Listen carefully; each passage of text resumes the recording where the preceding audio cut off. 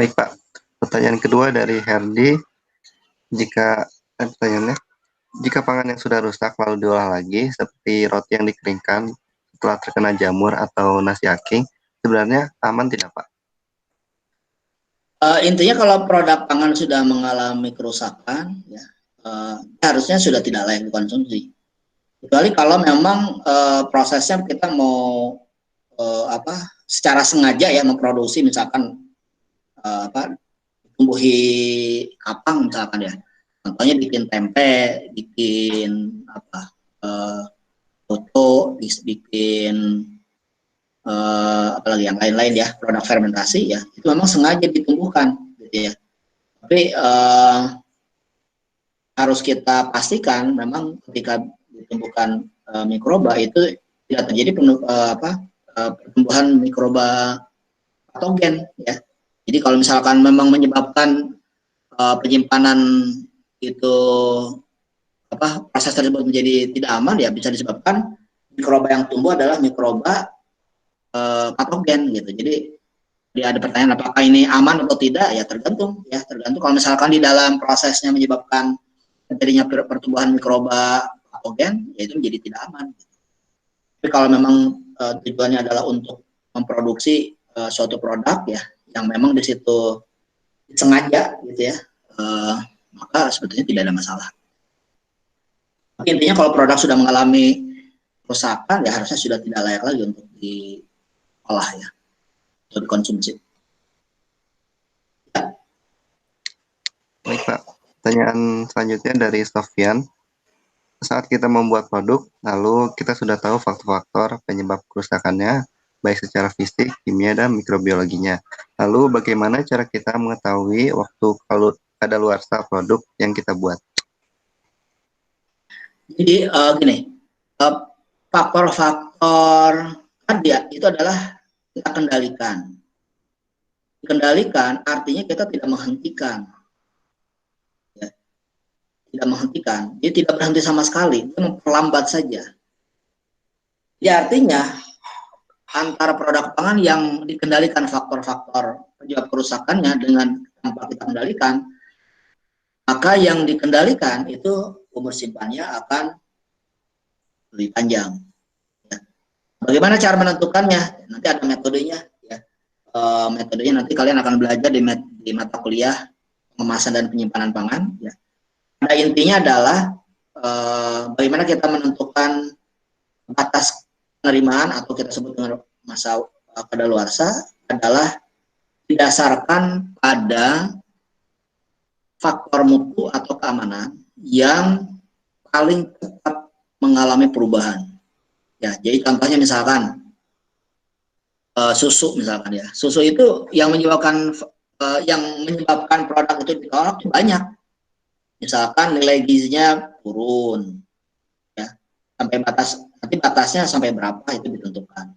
Atau warnanya berubah, atau rasanya berubah, flavornya berubah, itu bisa terjadi di dalam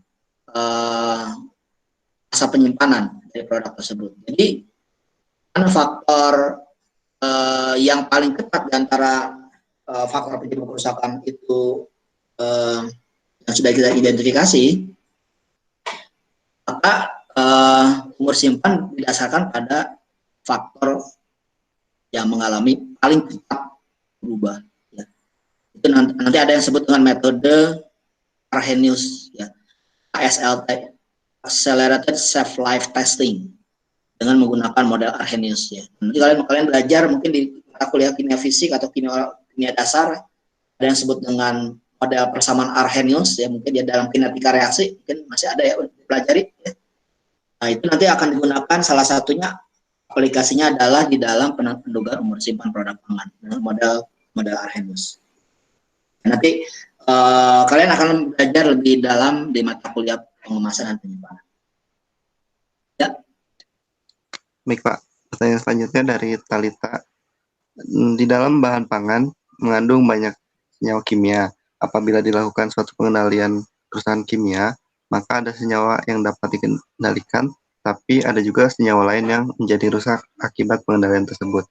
Lalu bagaimana cara yang paling efektif untuk pengendalian keseluruhan bahan pangan. Ya, jadi yang kita kendalikan adalah bahan-bahan yang memang sensitif mengalami kerusakan. Jadi kalau dia tidak sensitif, tidak perlu kita kendalikan. Contohnya misalkan mineral, ya, mineral relatif stabil. Ya, jadi kita tidak perlu bagaimana mineral kita kendalikan. Ya. Tapi misalkan kalau di dalam bahan pangannya ada misalkan di situ banyak mengandung lemak, gitu ya. Dia ada lemak tidak jenuh, ya. Dan itu memang kita ketahui adalah sebagai faktor pemicu terjadinya kerusakan. Maka kita bisa kendalikan. Ya. Misalkan tadi dengan menggunakan teknik-teknik tadi, ya.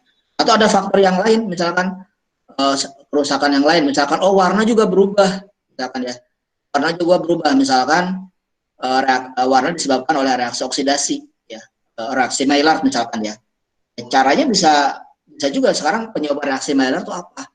Ya, misalkan suhu, ya. Jelas kalau dengan kita mengendalikan suhu itu bisa mengendalikan reaksi oksidasi, bisa mengendalikan reaksi Maillard, langsung dua itu kena gitu. Ya. Tapi misalkan kalau kita ingin mendapatkan tambahan pangan, ya harus masing-masing. Jadi misalkan untuk mengendalikan reaksi oksidasi lemak ya ditambah antioksidan. Ya.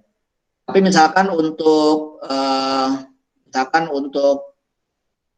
reaksi Maillard gimana? Ya kita kendalikan faktornya. Misalkan ini kan reaksi Maillard itu bisa dipicu oleh gula reduksi dan asam amino.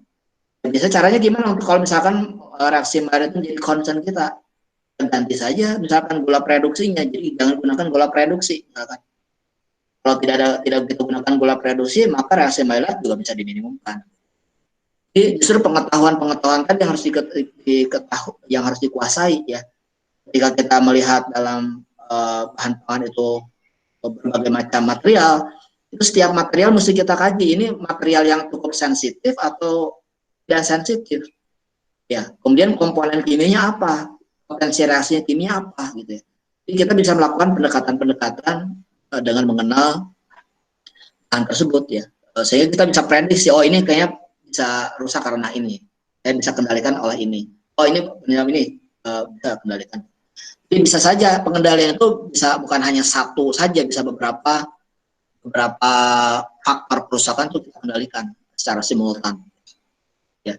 Makanya kalau kita lihat misalkan di dalam produk pangan, misalkan di situ ada penambahan antioksidan, ada penambahan misalkan anti packing, ada penambahan misalkan benzoat, itu artinya dia ketika ada beberapa bahan tambahan masuk ke situ, maknanya adalah dia mengendalikan beberapa potensi kerusakan yang terjadi.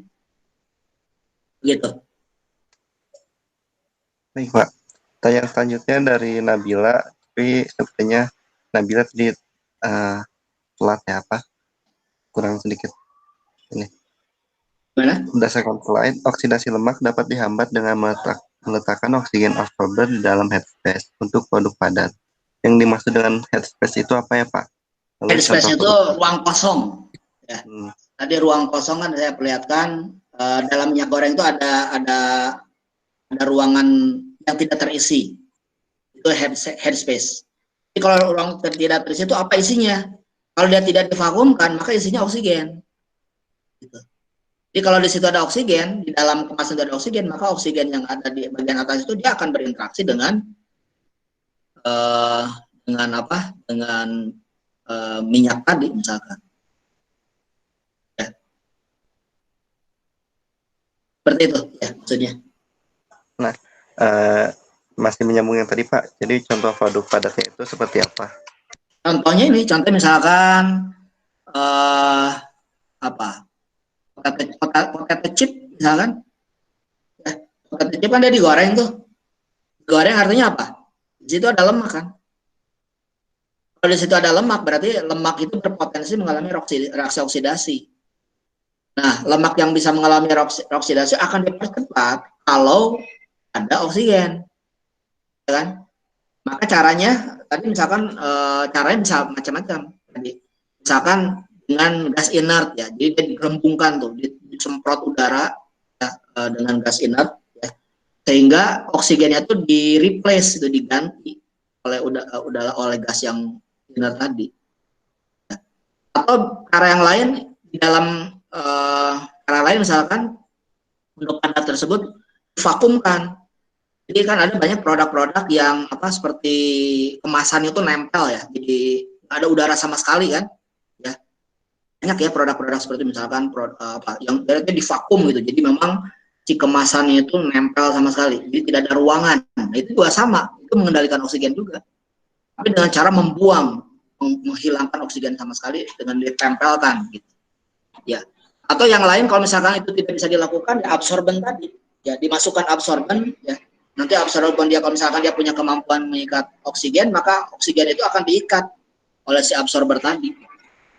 Jadi contoh-contohnya untuk produk padat. Jadi apa yang bisa kita lakukan ya tergantung dari kondisi produk. Contohnya tadi misalkan minyak goreng, ya minyak goreng agak susah lah kalau kita misalkan divakumkan, nggak susah ya, karena dia cair, nanti kalau divakumkan sedot semua. Ya. Paling yang bisa dilakukan tadi misalkan minimumkan headspace-nya, ya, atau dilakukan penambahan antioksidan gitu, yang bisa menghambat terjadinya oksidasi lemak. Gitu ya. Baik Pak. Pertanyaan selanjutnya dari Bintang. Jika space oksigen pada kemasan minyak tidak ada, apakah minyak goreng tersebut masih bisa mengalami oksidasi? Ya kalau misalkan masih dalam kemasan utuh ya dia tidak ada, minimum sekali. Ya. Jadi kalau headspace-nya diminimumkan berarti kan tidak ada oksigen di ruang, tidak ada ruangan. Ya. Jadi itu bisa mengurangi reaksi oksidasi. Tapi kalau misalkan dia sudah dibuka, ya sudah di kemasannya sudah dibuka, kemudian digunakan hingga setengahnya, ya pasti oksigen masuk di situ. Ya. Jadi, tapi kalau selama produk itu belum dibuka, maka tidak terjadi reaksi oksidasi. Makanya biasanya dikombinasikan, ya. Jadi misalkan dia tetap meminimumkan headspace, tapi juga menambahkan antioksidan. Kenapa tetap antioksidan? Karena kalau misalkan produknya sudah dibuka, maka tadi ruang headspace itu ada lagi reaksi oksidasi, bisa terjadi lagi. Nah, reaksi oksidasi bisa dicegah dengan adanya penambahan antioksidan. Jadi antioksidan bekerja di situ, walaupun oksigen masuk di situ. Gitu. Ya, ada lagi? Halo? Yang terakhir nih pertanyaan dari Anggar pribadi Wibowo ya. Gas apa yang digunakan untuk mengisi udara pada snack tadi itu yang ada dalam tayangan PPT, misalkan gas nitrogen, itu bisa digunakan karena gas nitrogen itu gas inert, ya, gas yang tidak reaktif. Jadi kalau ada dimasukkan gas yang tidak reaktif, maka dia tidak akan mengalami reaksi. Ya, kalian udah belajar di kimia kan, mata kuliah kimia, bahwa gas itu ada yang gas yang reaktif, ada yang gas tidak reaktif ya. Salah satu yang gas yang tidak reaktif adalah gas nitrogen.